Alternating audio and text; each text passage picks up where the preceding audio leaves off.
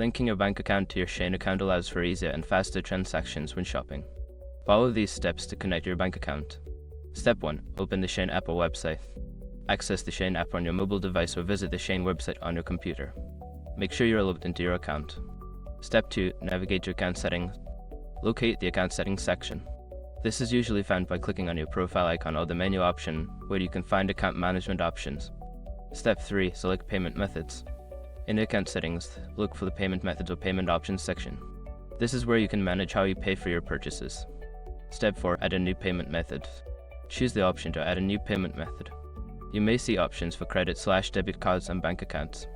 Select the option to link your bank account. Step 5. Enter bank account details. Follow the prompts to enter your bank account information, including your account number and routing number.